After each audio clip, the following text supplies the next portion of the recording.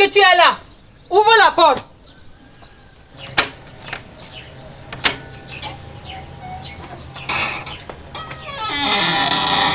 Bonjour, mamie. Je ne suis pas ta mamie, tu entends? Je veux mon argent. Mais, mamie, madame, ça fait 2 semaines que je vous ai donné de l'argent. Est-ce que c'était suffisant? Il manque 7500. Ça ne fait même pas 5 mois que je suis ici. Là, toi, déjà augmenté le loyer 3 fois. C'est ma maison, ok?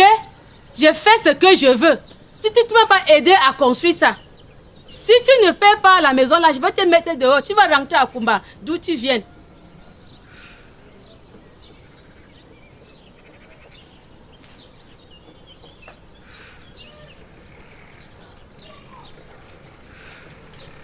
C'est tout ce que j'ai.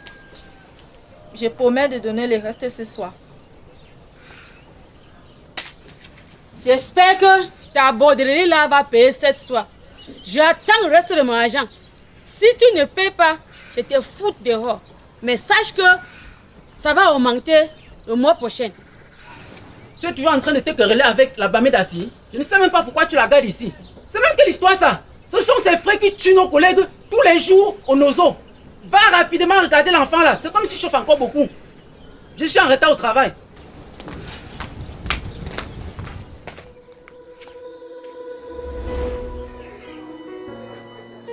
Je m'appelle Santa. Je viens de Kumba. Avant, j'étais une femme mariée. Je vivais avec mon mari et mes 2 enfants. La guerre a pris tout ce que j'avais. Ma maison, mon mari et mes 2 enfants. J'ai réussi à m'échapper sans rien avec moi. Aujourd'hui, je suis devenue une travailleuse de sexe. Le seul métier que j'ai pu trouver pour essayer de survivre.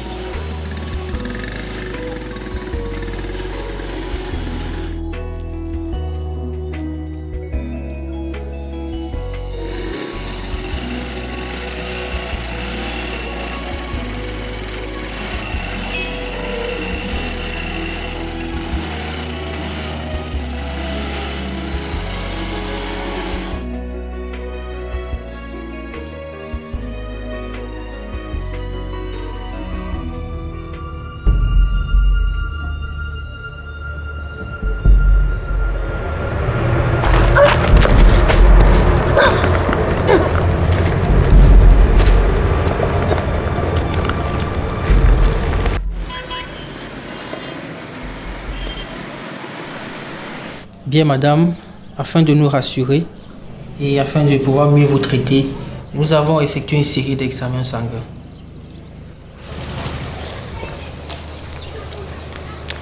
Dépêche-toi, dépêche-toi. Je suis en train de courir à l'hôpital. Ça ne va pas, ça ne va pas. Viens vite, ça ne va pas.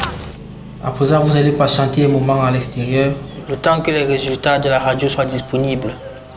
En ce qui concerne vos résultats sanguins, tout est correct. Mon enfant, sauve mon enfant, sauve mon enfant, sauve mon enfant, sauve mon enfant. Toi encore, si tu avais donné tout mon argent, où est soigner mon enfant?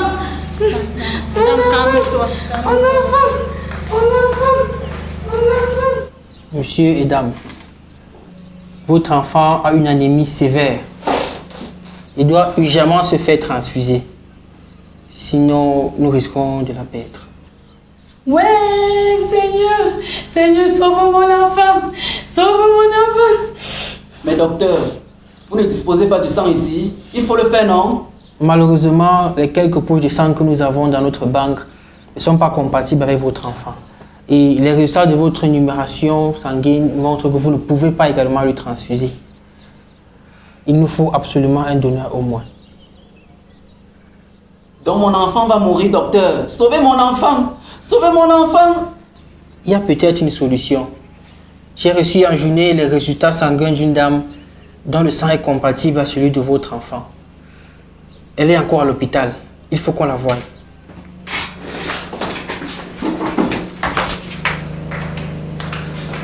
Pardon, je vous jure, je vais vous donner votre argent. Pardon. De quoi parlez-vous, madame? Je ne vous demande pas de l'argent. Nous avons un cas urgent et nous sollicitons votre aide. Mais, docteur, c'est de cette Bamenda que vous parlez d'espoir pour mon enfant. Mais docteur, ne me dites pas que c'est chez cette fille de la rue que vous voulez prendre du sang pour mon enfant. J'ai le sentiment que vous semblez très bien vous connaître. Mais cher monsieur, s'il y a une personne qui puisse venir en aide à votre enfant, c'est bien cette dame. Qu'est-ce qui se passe, docteur? Je vais comprendre. Leur enfant est dans une situation critique. Il a urgemment besoin de transfusion sanguine pour sauver sa vie. Et il s'avère que votre sang est le seul qui soit compatible pour lui venir en aide. Non, docteur, je ne peux pas faire ça.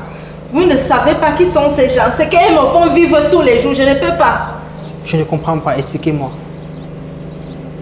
Depuis que j'ai fui la guerre au Nozo, je me suis installée dans cette ville. Comme je n'arrivais pas à trouver un boulot, j'ai été obligée de devenir une travailleuse de sexe. Cette dame chez qui je loue une chambre ne cesse de me violenter. Tous les mois, elle augmente le loyer. Elle me fait les menaces chaque temps. Je n'arrive même pas à avoir un peu de peine malgré tous les efforts que je peux faire. Puis encore son mari. J'ai eu beaucoup de difficultés à arriver à ma CNI à cause de lui. On m'a agressé, j'ai parti à commissariat. Il m'a chassé alors que je voulais porter plainte. Qu'est-ce que j'ai fait pour mériter toutes ces frustrations, docteur? Et dit que c'est parce que je suis de village là que c'est de ma faute. Calmez-vous, madame, calmez-vous. Je comprends à présent votre réaction. Mais vous devez avoir honte de vous conduire de la sorte envers cette dame. Après tout ce qu'elle a traversé, vous deviez être un secours et un refuge pour elle. Mais vous continuez de la terroriser. Et vous, cher monsieur, qui êtes censé faire valoir ses droits, l'aider à avoir justice, vous vous conduisez comme un bourreau pour elle. Parce qu'elle est une travailleuse de sexe ou encore une déplacée interne, elle ne mérite pas votre sympathie. À présent, votre enfant est entre la vie et la mort. Et seul le sang de cette femme peut lui venir en aide. J'espère que vous comprenez qu'on peut être une fille de la rue ou une déplacée interne, mais avoir un sang précieux qui sauve la vie. Et être un être humain, un citoyen qui mérite que ses droits soient respectés. Santa, je comprends la douleur des frustrations que tu as pu subir depuis ta région natale. Mais par amour pour cet enfant innocent, je t'en supplie, viens leur en aide. Chère dame, pardon pour tout ce que je t'ai fait. Chérie, pardon, sauve mon enfant. Chérie, je t'en prie, pardon, sauve mon enfant, pardon. Docteur, c'est vous qui en donne le sang. Venez, je vous ai conduit.